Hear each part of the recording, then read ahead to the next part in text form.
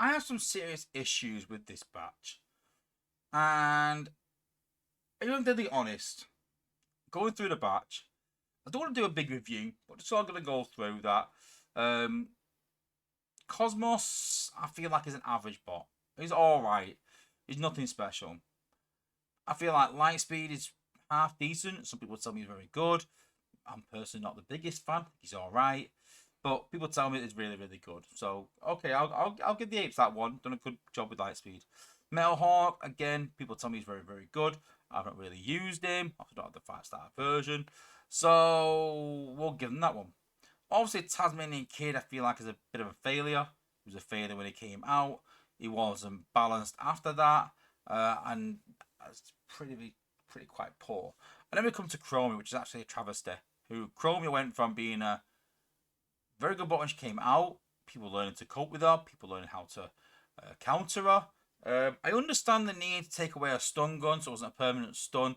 I kind of get that. It was frustrating for people leveling because once you got into that state of soloing a base with Chromie on it, you literally couldn't. You either don't pop the outpost or you die. So I kind of understand taking the stun gun away.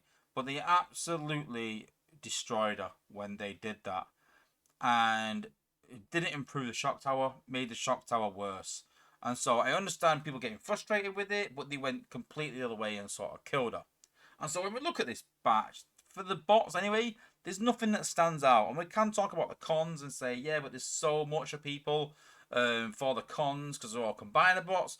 But we're not taking these as combiner bots. We're talking them as standalone bots that people want to use and go and take into wars, take into events, and go and use. And so for me, it's quite a poor batch. But this sort of comes from the balance of the bots. When Cosmos was made as a legacy bot, he was not designed to be a war bot, and I think that's a fundamental problem with it. And so, looking forward to the next batch and sort of looking at what bots we're going to get in the batch. So we start off with Orion Pax. Now, you've just seen my ratings video. Orion Pax was literally in D tier, right down the bottom. Then we've got Vector Prime. Guess what? Vector Prime was in D tier as well. And I know you could say, oh, well, maybe the 8s will buff them and improve them. We thought that about Tasmanian Kid. We thought that about Chromia. We thought that about Cosmos. We thought that about Lightspeed. It never really happened. Nothing really got improved. And so my faith that the next batch is going to get really buffed, I don't really have that faith. And so with Orion Pax and Vector Prime in there, I'm kind of worried already. But the good news is that from what I can gather, I feel like there's some good bots coming over the horizon. We're currently having a look at Power Glide as a legacy bot. And Power Glide is interesting. With the initial design, the playtesters were really happy. The apes or the Yodos weren't exactly happy, and the playtesters now are fighting to get that original design back. We've also got Trailbreaker coming soon. I think he will come out to complete Skyrim. He could be a legacy bot. We've also got Streetwise coming soon, who can complete Defensor.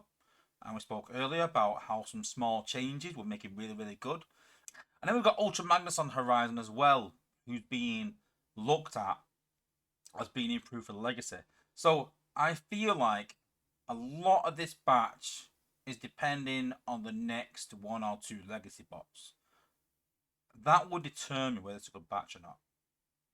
We've already spoke about Cup or tracks coming to the game.